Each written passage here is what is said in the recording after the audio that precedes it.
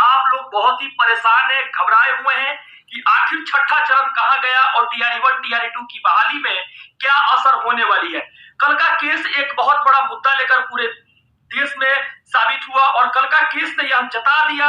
कि जो फैसला कोर्ट का है उसको अमल करना पड़ेगा और अमल हुआ भी। बिहार, झारखंड, छत्तीसगढ़, उत्तर प्रदेश और राजस्थान, साथ साथ मध्य प्रदेश में जितने सारे जो बहाली हुई थी उस बहाली पर भी इसका असर पड़ा है। इस असर में सबसे बड़ी बात यह है कि बिहार के छठा चरण का जो बहाली थी वो भी सब्जेक्ट टू आउटकम्स है। केस नंबर 5053/2021 जो बहाली हुई है वो सब्जेक्ट टू आउटकम्स है और इस बहाली में जो जजमेंट आई है उसको बीएड को बाहर कर दिया गया है। रिव्यू पिटीशन में पाठक जी के द्वारा रिव्यू पिटीशन द्वारा किया गया था कि रिव्यू में जाकर इसमें छठा चरण को बचा लेंगे, लेकिन माननीय सुपर न्यायालय सुप्रीम कोर्ट के द्वारा जो फैसला दिया गया है सब्जेक्ट टू आउटकम्स छठा चरण की बहाली है और छठा चरण की बहाली देखा जाए तो पूर्ण रूप से सुप्रीम कोर्ट ने ध्वस्त कर दिया। जो भी फैसला था उसको दो तरह का फैसला दिया। जैसे जिन राज्यों में जो बहाली हुई है, मान लीजिए 28/4/2018 के गजट पे यानी बीएड जब आई थी उसके गजट पे जब बहाली हुई थी, वो बहाली में जिस बहाली में सब्जेक्ट टू आउटकम्स जो केस नहीं था उस राज्य में देखा जाए तो सब्जेक्ट टू आउटकम्स का जो फैसला नहीं था वहां पर बीएड शिक्षक जो है अच्छा से है, सुव्यवस्थित है, कोई तरह का दिक्कत नहीं है। लेकिन जिसमें सब्जेक्ट टू आउटकम से वो बहाली पूर्ण रूप से इसको निराधार घोषित कर दिया गया और दो तरीका का फैसला माननीय न्यायालय द्वारा दिया गया, सुपर न्यायालय सुप्रीम कोर्ट के द्वारा दिया गया। यह फैसला ये है कि जो विद्यार्थी 5053/2021 में जो लोग भाग लिए हैं, जो लोग बहाली किए हैं, पहले नियोजित हुए, फिर इन लोगों की तमाम तरह का परीक्षा हुआ, फिर अंततः सक्षमता परीक्षा हुआ। इस परीक्षा में देखा जाए तो 1 to 5 में भी बीएड कैंडिडेट अप्लाई किए हैं और माननीय उपर मुख्य सचिव से या प्राथमिक डायरेक्टर से पूछा गया कि बीएड कैंडिडेटों को क्यों अप्लाई करने का मौका दिया गया, जबकि 14,000 लगभग इनकी संख्या है पूरे बिहार में। तो प्राथमिक डायरेक्टर के द्वारा कहा जा रहा है डीपीओ डीओ जो है उन्होंने अप्लाई करवाया है। जो भी तरह का दिक्कत है पता नहीं, सूत्रों से खबर मिली है, जो सूत्र अभी बता रहे हैं सूत्रों से खबर मिली है और डिजिटल मीडिया के माध्यम से मुझे एक खबर प्राप्त हुई है। लेकिन लगभग 14,000 कैंडिडेट है जो बीएड किए हुए हैं, जो प्राथमिक में है, जिनकी सक्षमता परीक्षा हो चुकी है। कोर्ट ऑफ कंटेंट यानी एक तरह से देखा जाए तो गई है, बिहार सरकार का डीएलएड की टीम गई है और पटना हाईकोर्ट में ये चीज कर भी दी है। लेकिन सब्जेक्ट टू आउटकम्स पे सुप्रीम कोर्ट ऑलरेडी बाहर कर दिया है और बिहार में जो छठा चरण की बहाली हुई थी इसमें कोई रिव्यू पिटीशन काम नहीं करेगा, क्योंकि सुप्रीम कोर्ट का जो डबल बेंच ने गोपाल शंकर नारायण थे और साथ साथ देखा जाए तो मनदीप सिंह एक एडवोकेट थे अपोज करने वाले, और एक देखा जाए तो गोपाल शंकर नारायण थे, दोनों एक दूसरे के खिलाफ थे। दोनों ने लड़ाई जमकर लड़ा और लड़ने के बाद यह फैसला आई। माननीय न्यायालय के जो जज साहब थे उन्होंने फैसला दिया, दोनों के पक्ष में फैसला दिया। एक जो सब्जेक्ट टू आउटकम्स था उसको बाहर किया जाए, जो सब्जेक्ट टू आउटकम से जो बहाली नहीं हुई है उसको रखा जाए, यानी वो बहाली से परिपूर्ण रहेंगे। आपके सामने ऑलरेडी पूर्ण रूप से देखिए कि चल रहा है सामने में, और पूर्ण रूप से मैं बोलना चाहता हूं कि ये बहाली सब्जेक्ट टू आउटकम्स पे था और सब्जेक्ट टू आउटकम्स का नियम ये होती है कि सुप्रीम कोर्ट की बात माननी पड़ेगी बिहार सरकार को, और बिहार सरकार पहले भी इसकी बात मानी है। माननीय न्यायालय के द्वारा पहले भी इस तरह का बहुत सारा न्यायालय का जो आदेश आया है बिहार सरकार के द्वारा नहीं माने जाने का कंप्लेंट भी कमेंट बॉक्स में हम देखते हैं कि सरकार ने बीएड को बाहर कर दिया फिर भी सरकार नहीं मान रही है। न्यायालय ने बाहर कर दिया, सरकार ने इस बात को नहीं मान रही है। लेकिन एक बात जरूर है कि जैसे मान लीजिए कि बीएड कैंडिडेट को आप देखे होंगे 11 अगस्त के दिन जो बीएड आउट हुए थे, आप लोग बीपीएससी टीआरई 1 के एग्जामिनेशन दिए जिसमें बीएड कैंडिडेट को सम्मिलित नहीं किया गया और साथ साथ एनआईएस कैंडिडेट को टीआरई 2 से बाहर किया गया। सुप्रीम कोर्ट का दो फैसला ऐसा है जो बिहार में माना गया है, और साथ साथ सुप्रीम कोर्ट की यह भी फैसला जो कि अभी आई है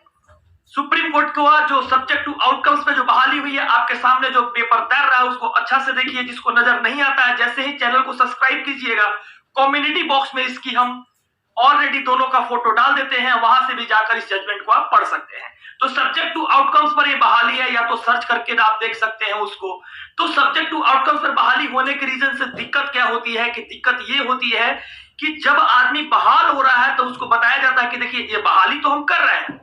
लेकिन जब भी इसका फैसला आएगा इसी बहाली पर लागू होगा। मान लीजिए कि छठा चरण की बहाली कोविड-19 में नहीं हुई, कोविड-19 जब आया था उस समय बहाली नहीं हुई थी, 2020 में भी नहीं हुई, क्योंकि कोविड-19 का असर पूरे बिहार में रहा नहीं बल्कि पूरे देश में रहा। तो कोई भी काम नहीं हुआ था। 2020 में ही 2021 में इस केस को किया गया और केस को करने के बाद जब न्यायालय के द्वारा यह सूचना मिली कि सब्जेक्ट टू आउटकम से यह बहाली, तो जब सब्जेक्ट टू आउटकम से यह बहाली है, फिर भी बिहार सरकार ने मनमानी करते हुए बहाल किए छठे चरण के लोगों को, और छठे चरण के लोगों को बहाल करके उन लोगों को नियोजित शिक्षक इन्होंने बनाया। तो नियोजित शिक्षक बनाया, उस समय इनको राज्यकर्मी नहीं बनाया क्योंकि उस समय स्कूल में शिक्षकों की कमी थी और उस कमी को पूरा करने के लिए बिहार सरकार ने यह फैसला उठाई और तत्काल स्कूलों में शिक्षकों को भेजा इन्होंने। और भेजने के बाद इनकी जो बहाली है, टोटल बहाली हुआ और बहाली होने के बाद लगभग 43,000 सीटों पर बहाली हुई और 43,000 सीट पर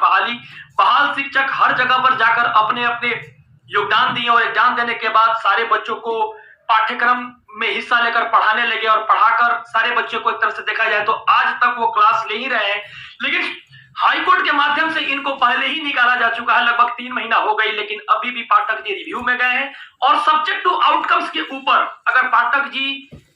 जो रिव्यू किए हैं उस रिव्यू को माना जाता है कि नहीं माना जाता है, लेकिन सुप्रीम कोर्ट का और डबल बेंच का जो ऑर्डर है, इस ऑर्डर को मानना ही पड़ेगा क्योंकि सुप्रीम कोर्ट ऑलरेडी जो ऑर्डर दे देती है वो भारत का संविधान के अनुकूल ही कोई काम करती है। और भारत का संविधान हमें सिखाता है कि सुप्रीम कोर्ट का हर एक फैसला को माना जाए, हम हो या देश के कोई भी नागरिक हो, उनको इस फैसला का स्वीकार करना चाहिए। और मैं उम्मीद करता हूं नीतीश कुमार जी से कि सुप्रीम कोर्ट का फैसला जल्द से जल्द वो स्वीकार करेंगे और सुप्रीम कोर्ट का दिया हुआ फैसला जो कि सब्जेक्ट टू आउटकम्स पर है, इसको ऑलरेडी स्वीकार करके पूरे बिहार के जितने सारे जो शिक्षक है, जो मतलब इसको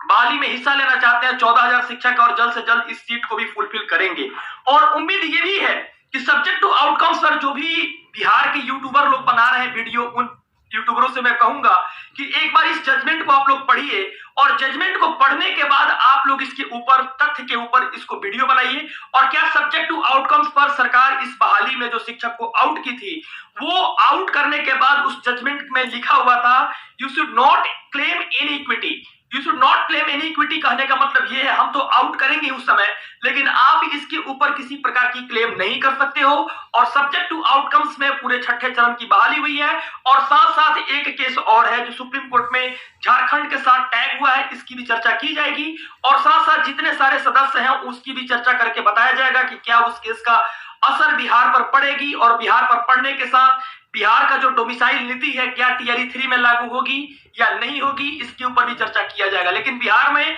अभी पूरे जो गहमा गहमी का माहौल फैला है, केस नंबर 5053 एक ऐसी आंधी लेकर आई है बिहार के लोगों के लिए, उन 14,000 शिक्षकों के लिए, जिसको शब्दों में व्यक्त नहीं किया जा सकता है क्योंकि बिहार के जो 14,000 शिक्षक थे वो सब्जेक्ट टू आउटकम्स पर बहाल हुए थे और बिहार में अभी वो सक्षमता परीक्षा दिए हैं, उस परीक्षा का कोई वैल्यू नहीं रह जाएगी क्योंकि माननीय अपर न्यायालय सुप्रीम कोर्ट के द्वारा यह फैसला दिया जा चुका है। और इस न्यायालय के माध्यम से जो फैसला दिया जा चुका है वो पूर्ण रूप से सत्य है। आप कम्युनिटी बॉक्स में भी जाकर देख सकते हैं इस फैसला को। मैं इस दोनों फोटो को डाल दे रहा हूं और साथ साथ जो लोग चैनल को सब्सक्राइब करेंगे कम्युनिटी का ऑप्शन खुल जाएगा, वहां से भी आपको मौका मिल जाएगा देखने का। और देखकर कमेंट बॉक्स में ये बात जरूर बताइए कि सब्जेक्ट टू आउटकम्स पे क्या छठा चरण बाहर जाएगी कि नहीं जाएगी और क्या बिहार सरकार सुप्रीम कोर्ट का बात मानेगी कि नहीं मानेगी। जो तथ्य था उस तथ्य के आधार पर मैं भी बताया हूं और बताने के साथ आप लोग को पारदर्शी माध्यम से हर एक विषय वस्तु को आपके स्वरूप रखा भी हूं। तो दोस्तों आप लोगों ने स्पष्ट रूप से सुना, यहाँ पे ये बात क्लियर कर दी गई है कि जिस प्रकार से टीआरई में कहा गया कि पेपर लीक मामला सामने आया है और बड़ा घोटाला देखने को मिला है, ऐसे में अब कहीं ना कहीं उम्मीद और आसार लगाया जा रहा है कि फिर से जो है टीआरई 3 का एग्ज़ाम जो है वो कराया जाएगा। और ऐसे में लगातार जो है शिक्षक अभ्यर्थी अपनी आवाज़ों को भी बुलंद कर रहे हैं और यहाँ पे स्पष्ट रूप से ये अपडेट भी दी जा रही है कि टीआरई जो एग्ज़ाम है उसमें जो धांधली के आसार पाए गए हैं उसे देखते हुए